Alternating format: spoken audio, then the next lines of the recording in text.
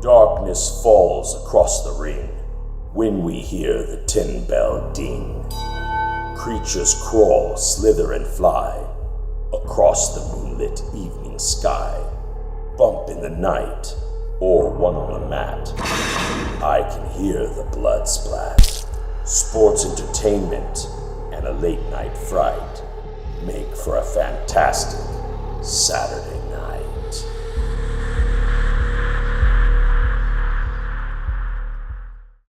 Hello, everyone. My name is Paul Ponte. I am here with NorCal wrestling legend, Top Guy Jin of Pro Wrestling Noah. I am here with the one, the only Michael Modest. What's up, everybody? How you doing, Paul? Good to see you, man. I'm really excited about this, dude. Good to see you. If there's one thing you know, that is that wrestlers love talking about wrestling. But if there's one thing you know, is that wrestlers love talking about one thing more than wrestling, and that's anything else besides wrestling. So today we're going to be talking about some horror movies, a big passion of Mike Modest and myself. Mike, why did you decide to do this podcast?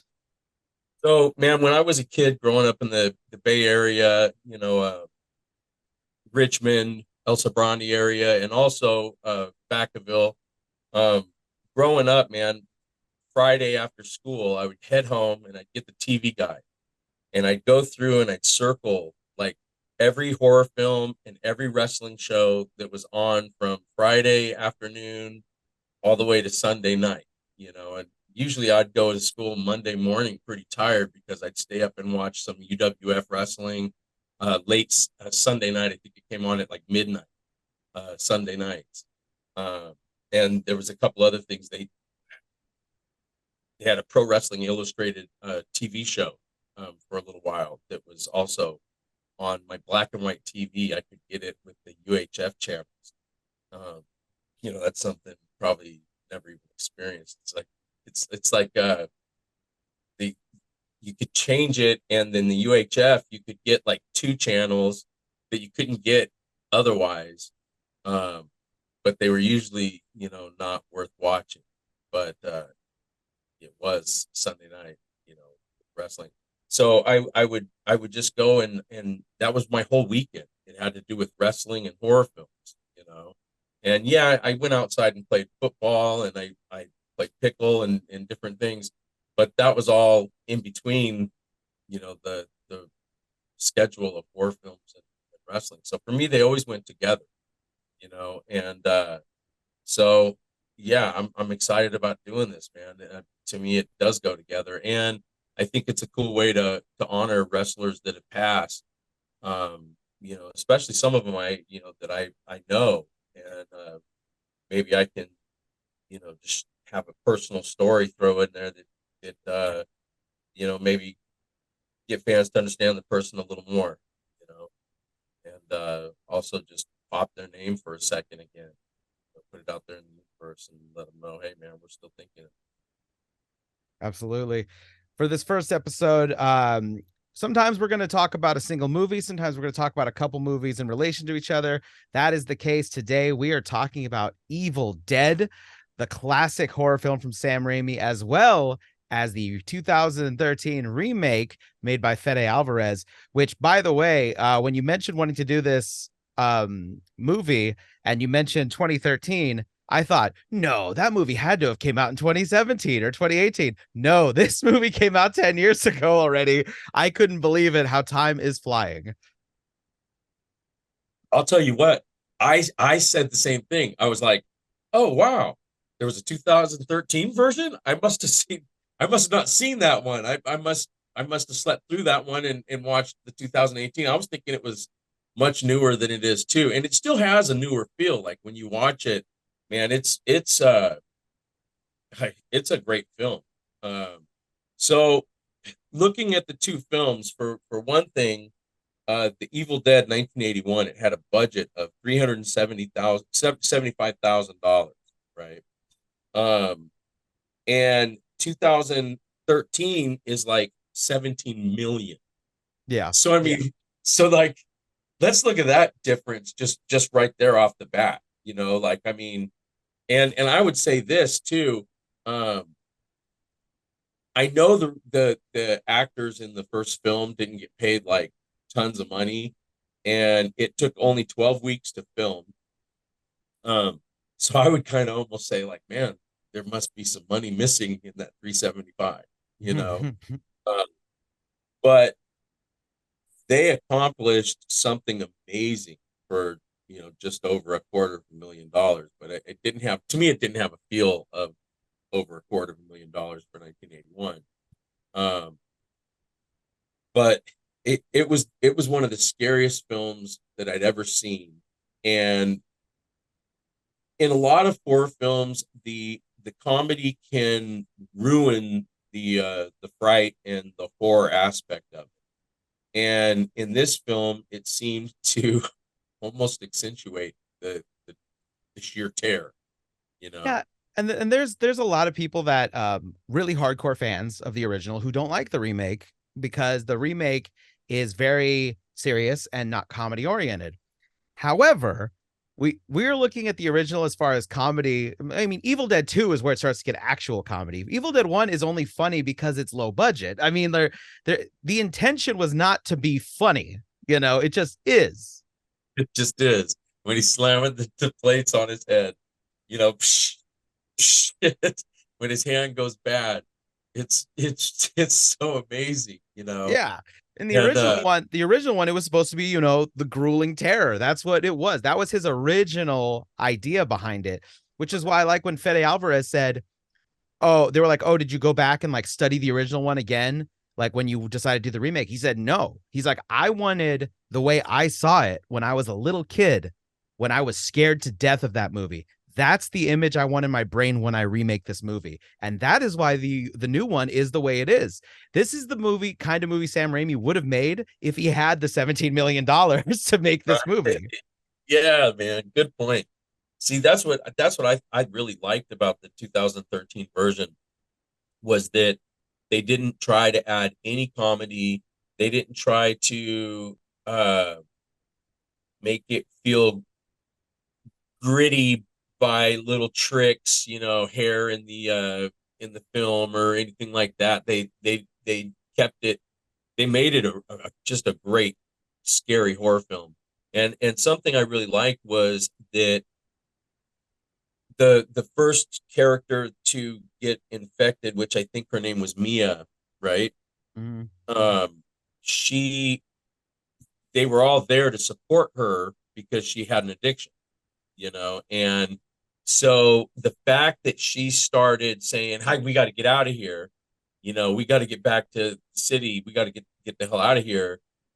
It rang true of someone who is possibly going through withdrawals and would say anything to get everybody to go ahead and bounce. Yeah, it helps to justify their reactions to how Right. she's acting. I also like the fact that this remake, it almost is like it is a remake, but also technically, if you want, you could say this is just the same cabin as the original movie. This just happened later on. You know what I mean? Like they kind of like skirt that line where you could say, technically, this could just be another group of kids that found, the Book of the Dead. Yeah, no doubt. Yeah, I really like that aspect of it. Um, And also, anytime, I think the best thing they did was not trying to have an Ash Williams because no matter what, Bruce Campbell, that is his role. And the idea, no matter who would have done it, no matter how talented of a person is, any hardcore Evil Dead fan is just going, that's not Ash. That's straight up. That's not him. That's done. yeah, they were smart to just leave that character out and do their own thing. And I think you mentioned a little bit about the modern horror sensibilities a little bit because I think this is also a movie where they are from their time. So like the original Evil Dead is gritty and very much like it feels like a lot of other low budget horror films of the time in how things are paced and stylized. And some people who don't like the remake, they'll say, oh, this feels like a modern horror movie. It's cut like a modern horror movie in parts and da da da, which is true. But not everything about modern horror is bad. Just because something is paced a little bit like a modern horror movie doesn't mean it's necessarily terrible.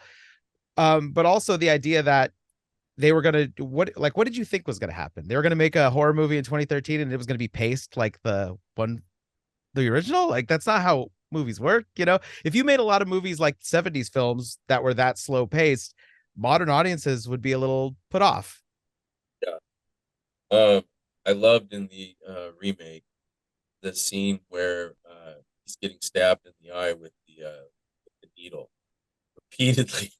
You know, they had some real cringe worthy moments in that, and also in the original, the pencil to the ankle. Yeah. That's kind of what I likened the eye to, was the equivalent to the pencil in the ankle. And I loved that in the original, not only did she get stabbed in the ankle, but then the demon ground it in there, like, here you go. Just horrifying. Now there is a scene, and maybe next time you watch it, you can check this out. You tell me what you think. Okay. Okay. There is a scene after the demon entity gets chopped all up. There's pieces of it flopping around on the ground, and I swear, there's a fishtail sticking out of like one of the arms. You can see like a fishtail sticking out. I, I half wonder if they just didn't shove, because I mean, robotic Yeah. in those days, you know, like, you know, 1981, it wasn't that easy to just come up with little robotic things that flop around. So Do you maybe think they just stuck some prosthetics on top of some fish and had them it's flopped around on possible, the ground? right? It's possible. It You is.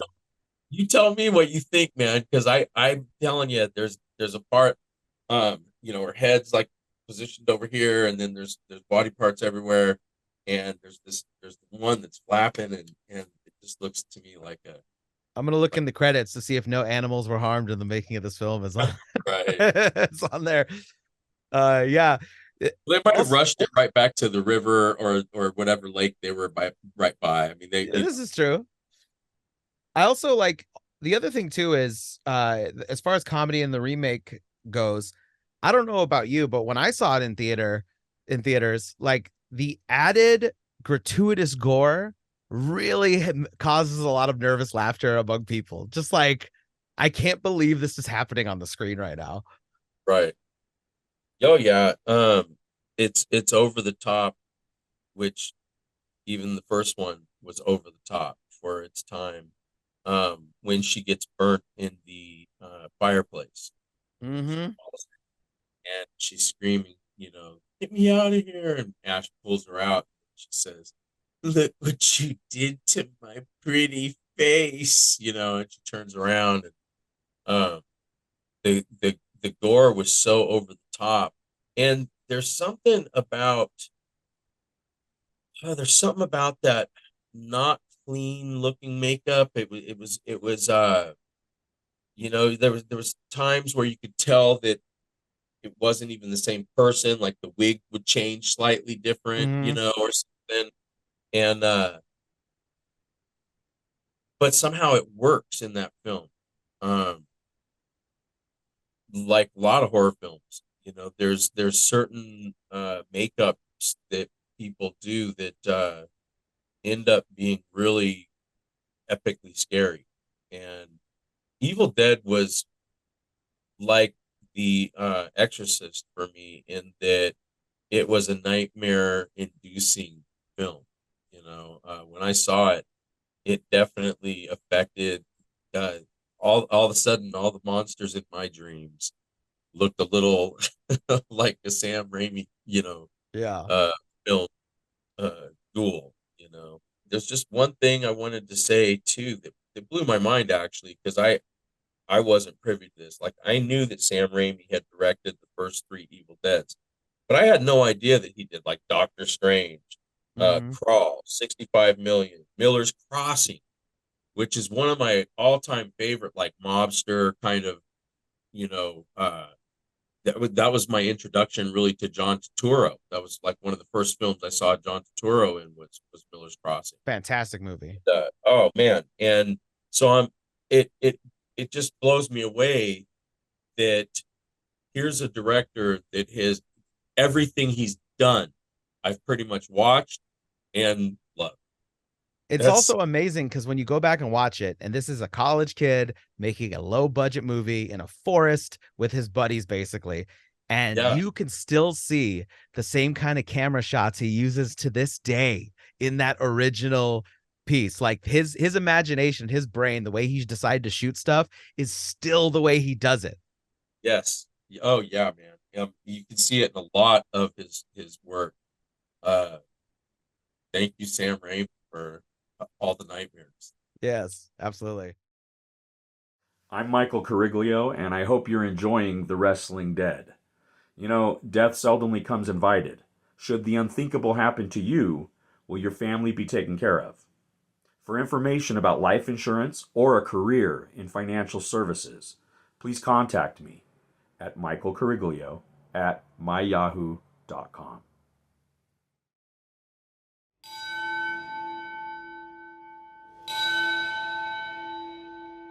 Now we'd like to talk about a legend in Japanese wrestling, one of the four pillars of all wrestling in Japan, let alone probably the entire world.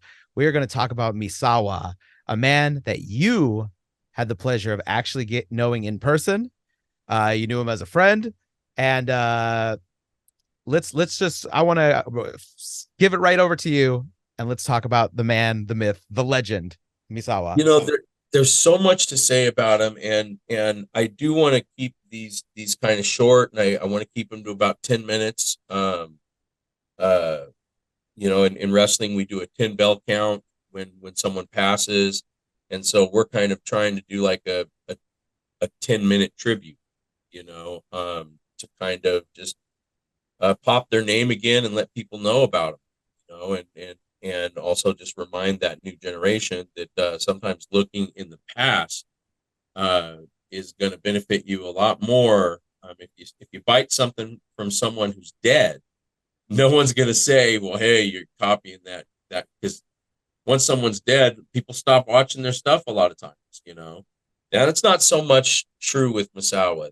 He was such a legend that lots of younger generation wrestlers are still watching his stuff and still learning from him. Now, I thought he was the original Tiger Mask, but apparently he was Tiger Mask 2. The original Tiger Mask was Satoru Sayama. Um, I was I thought it was so cool that I had visited Misawa's hometown of Hokkaido. Uh, he was born in Hokkaido, and I visited a long time, many times. There was a point in the trip where we were only 93 miles from the Russian border, and we could actually across the water. We could actually see Russia. Um, that was the first time I had tried fermented whale, and it was just not uh, something.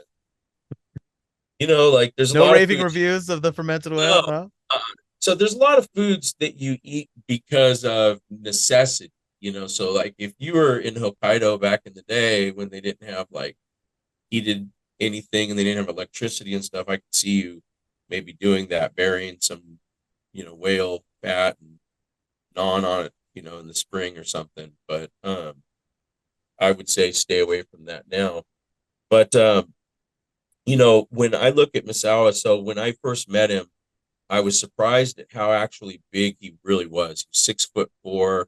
I'm 6'1" and about 243 pounds. And and for him to be so agile was really amazing. Now, of course, when he was Tiger Mask, he didn't move around. That's when he was really, flying. Later, when he got bigger, he started throwing that emerald elbow and smashing faces with that. But I wanted to talk, about a couple of personal stories, with Misawa. Please, you got to go watch Tiger Mask 2 versus Ricky Steamboat on YouTube. Uh, just awesome. What a match, man. And also Misawa versus Jumbo Tsuruta. Uh, I highly suggest that, anything with Mitsuharu Misawa pretty much is going to be good, or Tiger Mask 2. And but I wanted to talk about what an honor it was, first of all, because I had been watching him on tapes and trading and stuff like that with tapes, and Roland had a nice little library of tapes from different students that would, you know, contribute. And so that was my first, knowledge of him was through tape trading and wrestling magazines back in the day. And, this was before the internet. And I remember when he came to watch us at APW, just thinking like, I can't believe this. Because to me, it was like having Ric Flair there. It would be like having a Hulk Hogan, or so I knew what a legend. Just because he was from Japan, I didn't make it any less amazing to me that he was there.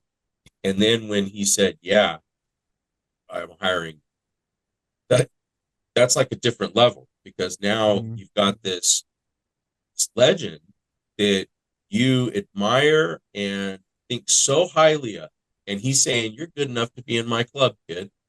It was one of the biggest honors that I've ever had in the wrestling industry.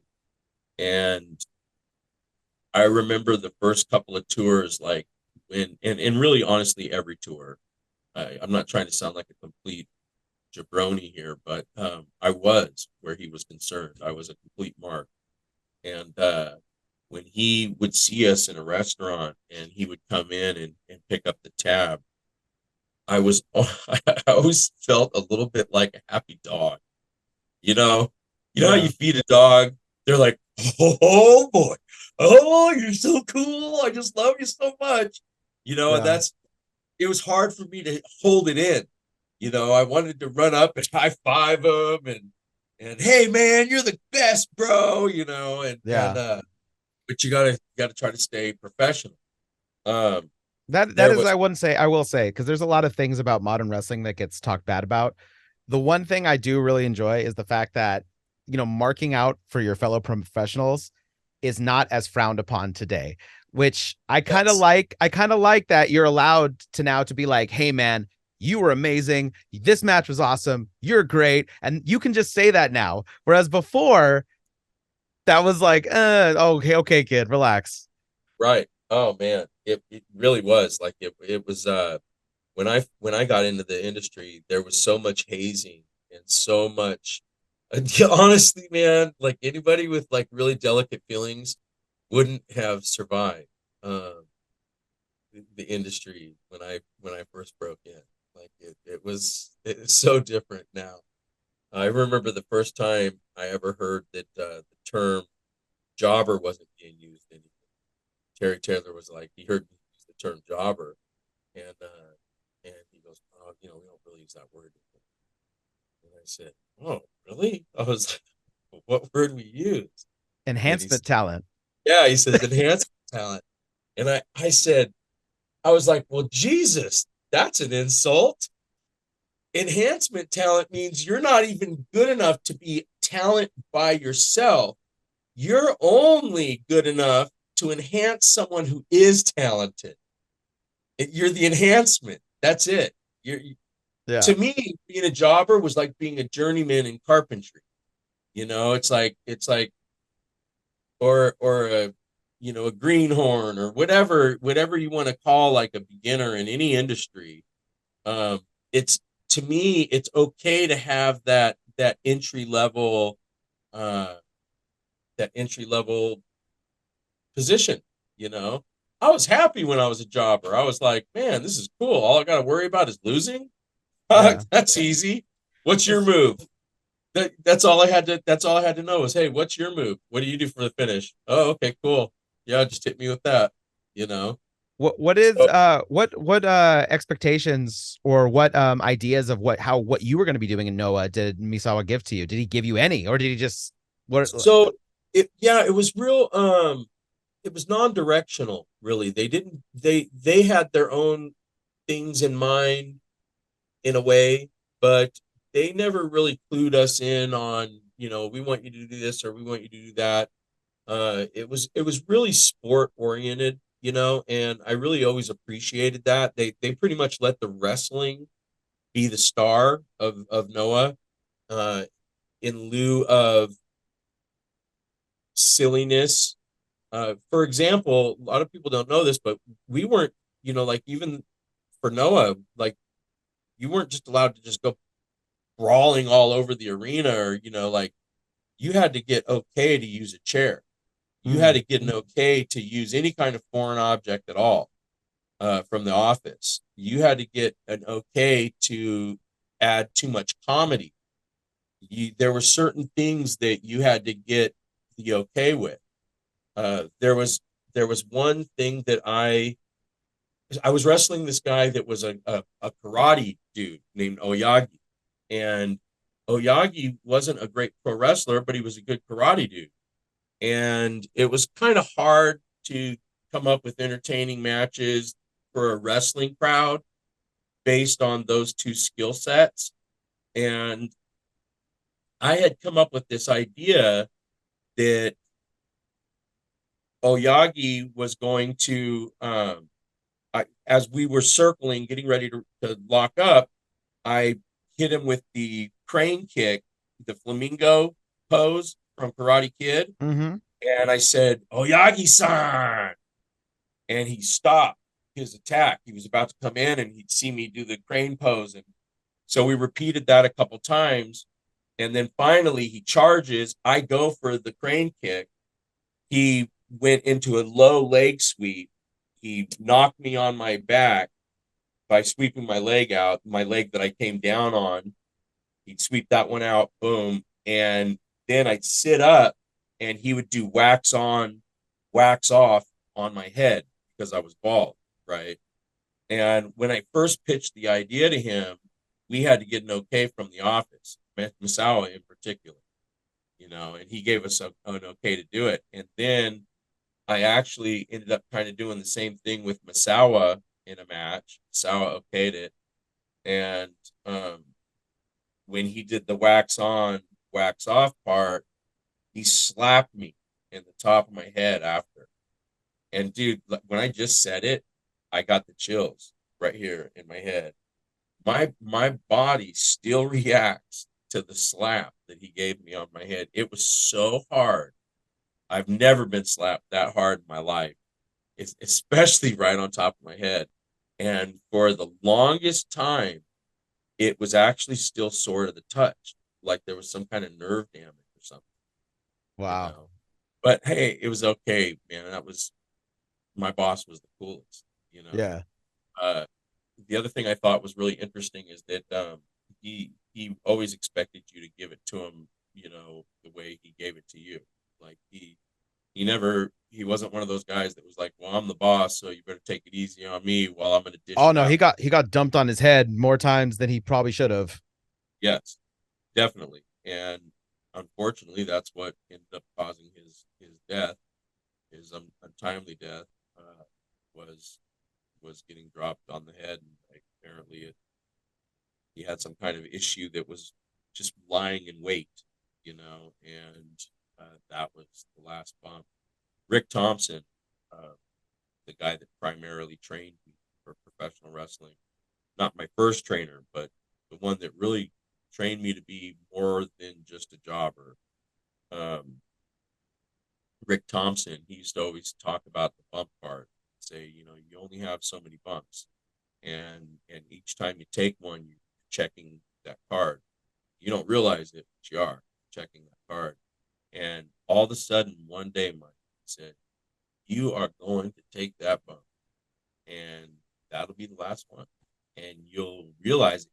You take it, you'll go, ooh, that hurt. That was different." And it's really true in this industry. To me, Ric Flair hasn't felt the last bump yet. Um, but man, Well, he keeps I landing sure, on his side. yeah. Well, I mean, he broke his back. I mean, Yeah. here's a broke his back on a plane, and just learned how to bump a little bit differently, so that he Yeah. could get away with still participating in the industry. Um, I was trying to figure out why Misawa chose the colors he did. And I couldn't find anything on the internet that explained why he chose the green and white. Yeah. green and white. One thing that I found was interesting while I was researching that was that the word green. So when I would be there, I would hear the taxi driver say, "Oh, blue light," and they would say blue light about a green light. So green light was blue light, right? And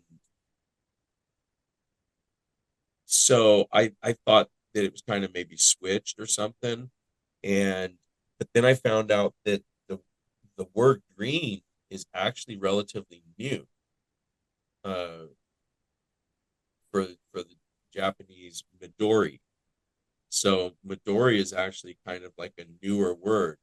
Before, blue could mean blue, it could mean green, and there's actually a word, ao, which means blue or green. So I kind of took that to mean like jade, maybe. Okay.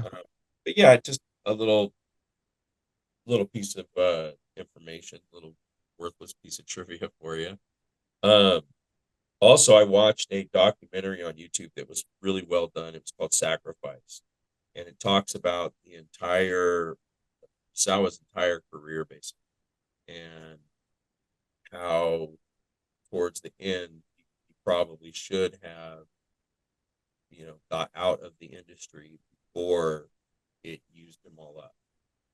And I understand that company was running on, he was carrying it on his back, but he had so much. There were so many other great wrestlers there. Jun Akiyama, to me, was one of the best wrestlers in Noah at the time. Uh, I was lucky enough to wrestle him quite a few times. Plus, you had Kobashi, but Kobashi was nearing the end as well, knee injuries and knee problems. But I'll tell you this: I've never worked with a harder working group of guys in that Noah locker room. It was amazing, and I'm blessed that Misawa gave me that opportunity. Uh, he was one of the best ever in the industry, and I remember I was really bummed out for Bison because he was involved in that match where Misawa lost his life, and Saito had suplexed him, and I don't know, landed wrong or whatever, but that was it. Get up, and I remember talking to Bison afterwards. He was so scared about the whole thing, and it's sad that he would pass away a couple months later. But yeah, what a blessing to have known Misawa. In the first couple of years I was there, he didn't even speak English in front of me. He kayfabed like he only spoke Japanese, and I knew already that he spoke English. You can't be around the wrestling industry as long as he was and not at least know a little, Yeah. conversational. You weren't the first American to be in Noah. Like he had other Americans there. Yes, right. And but after about 2 years, he started speaking to me. And again, it's the way they make you earn things in Japan. It really, like after 2 years, then he started speaking to me. I was like, oh wow, he's talking to me. He's actually speaking to me in English because before he would speak to a translator. Like we would always have like a intermediary, to be the translator between he and I, which the Japanese also do that a lot in business because it saves space. Um, that way, he and I aren't directly disagreeing on anything. Mm. It's all being done through a middleman, and so sometimes that can save face. And I thought that was a really interesting way to kind of do things. But yeah, it did. It made me so happy when he finally started talking to me. And then another interesting situation. one day he called me over to his locker room. So I go in there, and he says, "Oh, Modesto-san, tonight, break your nose." And I kind of laughed. I went, and he says, "No joke, hit you in the nose." And I was like, "Oh, okay, daijoubu, all right." I went back to my locker room, and I was like, "Oh my God, why does he want to bust me in the nose? What did I do wrong?" And I'm right away. That's where my brain is. I'm feverishly thinking, like, what could I have done that has pissed him off to where he wants to punch me in the nose or elbow me in the nose during this match? And right away, I went to smoking weed. I was like, oh shit, I've smoked weed in my hotel room, and probably the fucking manager or something could smell it or something. Even though I was always really careful, smoke, blow it out the window or something. But right away, that's where my brain went. I was like, oh, he's pissed off because of that. Probably, he probably, found out that I smoked weed or something. And so boom, man, he in the match, he snapmares me, which kind of frequently would do. He'd snapmare you and then pull your head back onto his knee to where his knee was kind of like in the low part of your neck. And then he slammed his elbow into my nose, and it hurt like hell. And of course, I could see my eyes are watering, and I'm selling it. I'm doing a great job because it's super, super easy to sell something that's 100% real. And then I'm like snotting out because I want to see blood, because that was the point, not necessarily to break my nose, but to bloody my nose was his point. And I was disappointed to see no blood at all. And my nose has been broke many, many times, and I'm lucky to have it be somewhat straight and not too bad for as many times it's been broken. So he kind of laughed. He saw me laying on the mat, turned around, rolled over, and he goes, "Oh, blood." And he gave like this real deep laugh. And so he picked me up and snapmared me again, man, and just pulled my head back. Boom, hit me again. And this time he got a nice little amount of blood. And I was so happy that I was bleeding. I was like, oh, thank God I won't have to take a third one, Yeah. That was I was just like, I can't take the third one, man. I'm already like my whole face was numb from those two elbows to my nose. Yeah. This whole part of my face, it felt kind of detached, and then after the match, he walked up with a fancy envelope, and it had $2,500 for letting me get my nose busted a couple times. And the reason for it was it had something to do with TV. We were wrestling on the next tour a lot, where Donovan and I were wrestling Misawa and Nagawa quite a bit. And so that's what it was to kind of hype up the next tour. Oh, let's see what he has to say about Misawa busting his nose last tour. 256 pounds, he is